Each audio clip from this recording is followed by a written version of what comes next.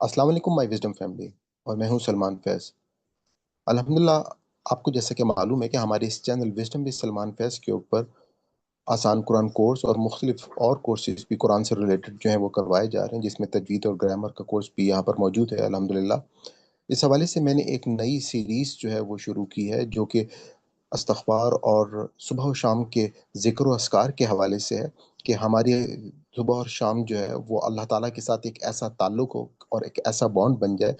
تاکہ ہم جو ہے وہ ہمیشہ کی جنت جو ہے وہ ہم حاصل کر سکیں۔ اور وہ تبھی حاصل ہو سکے گا کہ ہم اللہ تعالیٰ کا قرب جو ہے وہ حاصل کریں۔ اور اس کے لیے جیسے ہمیں معلوم ہے کہ دعائیں جو ہیں وہ عبادت کا مغز ہیں،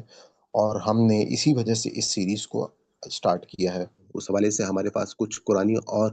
احادیث میں ایسی دعائیں موجود ہیں جن کو اگر ہم یاد کر لیں اور ان کے لفظ بہ لفظ ترجمے کے بارے میں ہم کو پتہ ہو، تو ہم اللہ تعالیٰ کے ساتھ زیادہ بہتر انداز میں مناجات کر سکتے ہیں اور اللہ تعالیٰ کو راضی کر سکتے ہیں۔ جیسا کہ آپ کو معلوم ہے کہ حضرت آدم علیہ السلام سے جب خطا ہوئی تھی، تو اس وقت بھی انہوں نے اللہ تعالیٰ سے سب سے پہلے استغفار کیا اور اپنی خطاؤں کو ایکسیپٹ کرتے ہوئے اللہ تعالیٰ سے معافی مانگی۔ تو ہمارے لیے بھی زندگی میں یہی طریقہ ہونا چاہیے کہ اگر ہم سے کوئی خطا ہو تو ہم اللہ تعالیٰ سے معافی مانگیں۔ تو ہماری جو ویڈیو ہے یہ بیسکلی ہماری ہر فرائیڈے کی جو زوم کی لائیو کلاس ہے، یہ اس کا حصہ ہے۔ ہو سکتا ہے کہ اس میں آپ کو مختلف آوازیں پیچھے سے آ رہی ہوں کچھ، تو میں اس کے لیے معذرت چاہتا ہوں۔ تو آئیے ہم چلتے ہیں اپنی ویڈیو کی طرف۔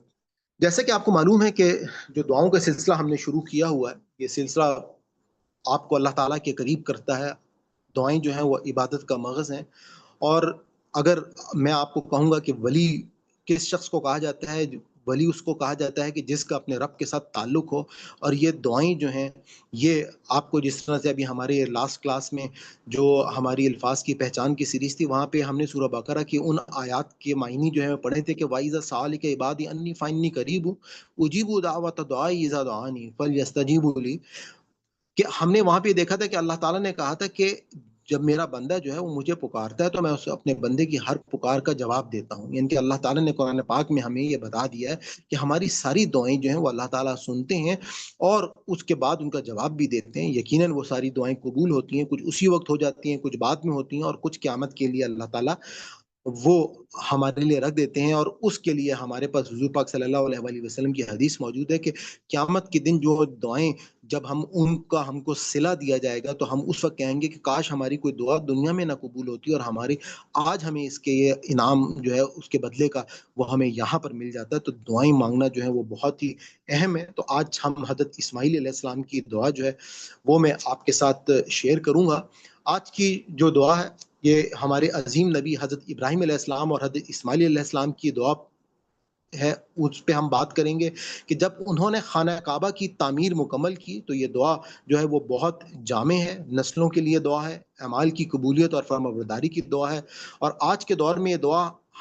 اپنے بچوں اور خاندان کے لیے ایک بہترین وظیفہ ہم اس کو کہہ سکتے ہیں۔ یہ دعا سورہ بقرہ کی آیت نمبر 127 اور 128 میں موجود ہے۔ یہ دعا بہت جامع ہے، جیسے میں نے آپ کو بتایا کہ نسلوں کے لیے دعا ہے، اعمال کی قبولیت اور اللہ کی اطاعت کی یہ عظیم دعا ہے۔ ہم اس کا عربی میں پہلے متن جو ہے وہ دیکھ لیتے ہیں کہ سورہ بقرہ کی آیت نمبر 127 اور 128 ہے۔ آپ وہاں سے اس کی عربک کو لے سکتے ہیں کہ ربنا تقبل منا انک انت السمیع العلیم ربنا واجعلنا مسلمین لک ومن ذریتنا امة مسلمة لک وارنا مناسکنا وتب علینا انک انت التواب الرحیم۔ میں اس کا پہلے بامحاورہ ترجمہ آپ کو بتا دیتا ہوں، پھر اس کے بعد لفظ بہ لفظ ترجمہ بتا دیتا ہوں کہ اے ہمارے رب، ہم میں سے یہ عمل قبول فرما، بے شک تو ہی سننے والا اور جاننے والا ہے۔ اے ہمارے رب، ہمیں اپنا فرما بردار بنا دے اور ہماری نسل سے بھی ایک فرما بردار امت پیدا فرما، اور ہمیں ہمارے عبادت کے طریقے دکھا دے اور ہماری توبہ قبول فرما، بے شک تو ہی توبہ قبول کرنے والا اور رحم فرمانے والا ہے۔ میں واپس دعا کی طرف آتا ہوں کہ ربنا، اے ہمارے رب، تقبل منا، تو قبول کر لے، منا، ہم سے، انکا، بے شک تو، انتا، تو، السمیع، سننے والا، العلیم، جاننے والا ہے۔ پھر ربنا، اے ہمارا رب، وجعلنا، بنا دے، مسلمینی، فرما بردار، لکا تیرے لیے، ومن، اور سے، ذریتنا، اور ہماری جو اولاد ہے اس کو بھی فرما بردار بنا دے، امتن، امت، مسلمہ، فرمابردار امت بنا دے، ہماری اولاد سے جو آگے امت بنے، لکا تیرے لیے، وہ ارینا، اور ہم کو دکھا دے، مناسکنا، ہمارے مناسک یعنی کہ وہ طریقے عبادت کے، وتب اور معاف کر دے علینا ہمیں، انکا بے شک انتا تو التواب الرحیم، توبہ قبول کرنے والا ہے اور رحم کرنے والا ہے۔ اس دعا کے اگر ہم پس منظر کو دیکھیں تو خانہ کعبہ جب اللہ تعالیٰ کے حکم پر حضرت ابراہیم اور حضرت اسماعیل علیہ السلام نے تعمیر کیا، تو تعمیر کے بعد انہوں نے اپنے عمل کی قبولیت کی دعا مانگی اور ساتھ ہی اپنی نسلوں کے لیے ہدایت اور اسلام پر قائم رہنے کی دعا کی۔ ان کے الفاظ کی جو خاص تشریح ہے کہ آپ یہ دیکھیں کہ جو اس کا پہلا حصہ ہے جس میں تقبل منا یعنی کہ اعمال کی قبولیت جو ہے وہ سب سے بڑی کامیابی ہے، اور اس کے بعد مسلمین لکا یعنی کہ اللہ کے حکم کے سامنے جھک جانے کی دعا، کہ فرما برداری کی دعا، اور ذریتنا امت مسلمہ یعنی کہ آنے والی نسلوں کے لیے ہدایت کی دعا، یعنی کہ خالی اپنے لیے دعا نہیں مانگی بلکہ اپنی نسلوں اور اپنی امت کے لیے جو ہے وہ حضرت ابراہیم اور حضرت اسماعیل علیہ السلام نے دعا مانگی، اور ساتھ ہی ساتھ کہا کہ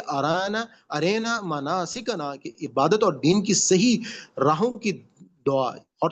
تب علینا یعنی کہ توبہ اور مغفرت کی دعا، یعنی کہ ہمیں ان سے جو نصیحت ملتی ہے اس کے فوائد اگر ہم دیکھیں تو اعمال کی قبولیت کے لیے ایک بہترین دعا ہے، اپنی اولاد اور نسلوں کے لیے ہدایت مانگنے کا طریقہ ہے، عبادت اور دین کی صحیح سمجھ حاصل کرنے کی رہنمائی ہے، توبہ اور مغفرت کی یاد دہانی ہے، اور دنیا و آخرت کی کامیابی کی ایک جامع دعا ہے۔ اسی طرح سے اس کا اگر ہم عملی طریقہ دیکھیں تو نماز کے بعد یہ دعا پڑھیں، خاص طور پر فرض عبادات کے بعد اپنی اولاد کے لیے ہدایت کی دعا کرتے وقت اسے معمول بنائیں، کسی بھی نیک عمل یا پروجیکٹ مکمل کرنے کے بعد یہ دعا ضرور پڑھیں، اور خاص طور پہ رمضان، حج اور عمرے جیسی عبادات کے موقع پر یہ دعا جو ہے زیادہ سے زیادہ کثرت کے ساتھ پڑھیں۔ جیسا کہ آپ کو معلوم ہے کہ ہم ابھی پچھلے ہفتے ہم نے جب حضرت لوط علیہ السلام کی دعا دیکھی تھی تو میں نے اس وقت بھی آپ کو بتایا تھا کہ وہ جس طرح سے انبیاء جو ہیں وہ اپنی نسلوں کے لیے فکر کرتے ہیں، تو ہمیں بھی اپنی نسلوں کے لیے فکر کرنی ہے، اور جس طرح سے اس وقت ہماری جنریشنز جو ہیں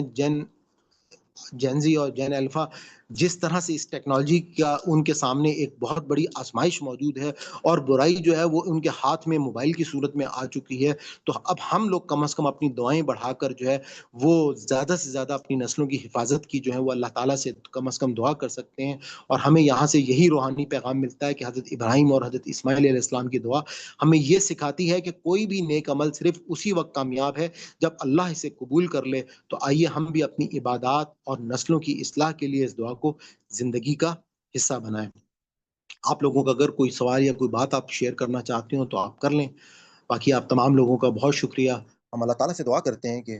اگر اس ہمارے پورے سبق میں کوئی ہم سے غلطی ہوگی، کوئی بھول چوک ہوگی تو اللہ تعالیٰ ہماری اس خطا کو معاف فرمائے۔ ربنا لا تؤاخذنا ان نسینا او اخطانا ربنا تقبل منا انک انت السمیع العلیم۔ جیسا کہ آپ کو معلوم ہے کہ الحمدللہ ہمارے اس چینل کے اوپر ایک آسان قرآن کورس جو ہے وہ کروایا جا رہا ہے، لائیو زوم کلاسز بھی ہوتی ہیں، اور آپ کو گرامر جو ہے آسان گرامر کورس ساتھ ساتھ وہ بھی کرایا جا رہا ہے۔ میں نے ایک الگ سے پلے لسٹ جو ہے جو سمپل صرف درس قرآن کی ہے وہ بھی بنا دی ہے، اور ساتھ ہی ساتھ جو ہمارا الفاظ کا جو ترجمہ ہے مصباح القرآن سے رنگوں کے ساتھ، اس کی بھی ایک الگ سے پلے لسٹ میں نے بنا دی ہے، جو کہ آپ دیکھ سکتے ہیں۔ ڈفرنٹ آپ کی جو ریکوائرمنٹ ہے اس کے مطابق آپ اس چینل سے فائدہ اٹھا سکتے ہیں، اور گاہے بگاہے میں مختلف انفارمیشنس کے اوپر بھی ویڈیوز جو ہیں وہ میں ڈالتا رہتا ہوں۔ اپنی سیشن کے اختتام پہ اگر آپ کو ہماری یہ کاوش پسند آئی ہو تو میں آپ کو گزارش کروں گا کہ آپ اس چینل کو سبسکرائب کر لیں، اور زیادہ سے زیادہ لوگوں کے ساتھ اس کو شیئر کریں، نوٹیفیکیشن کو آن کر لیں، تاکہ ہماری ہر نئی ویڈیو جو ہے جو ہم اپلوڈ کریں وہ آپ تک پہنچتی رہے۔ انشاءاللہ یہ ایک بہت بڑا کام ہے، ہمیں اس میں آپ کی دعاؤں کی بھی ضرورت ہے اور آپ کی مدد کی بھی ضرورت ہے، کہ یہ جو پیغام ہے اگر ہم نے لوگوں تک پہنچا دیا تو یقیناً ہم یہ کہہ سکتے ہیں کہ مسلمان جو ہیں وہ دوبارہ سے اپنی وہ کھوئی ہوئی حیثیت جو ہے وہ حاصل کر لیں گے، جس طرح سے مسلمانوں نے 1000 سال پوری دنیا کے اوپر حکومت کی۔ اور آج جو حالت ہے مسلمانوں کی، اس کی سب سے بڑی وجہ یہ ہے کہ لوگ جو ہیں وہ اپنی اللہ کی اس کتاب سے وہ اس کتاب سے وہ فائدہ ہی نہیں حاصل کر لے جو اس کتاب سے فائدہ حاصل کرنا چاہتے۔ کتاب ہدایت کے لیے آئی تھی۔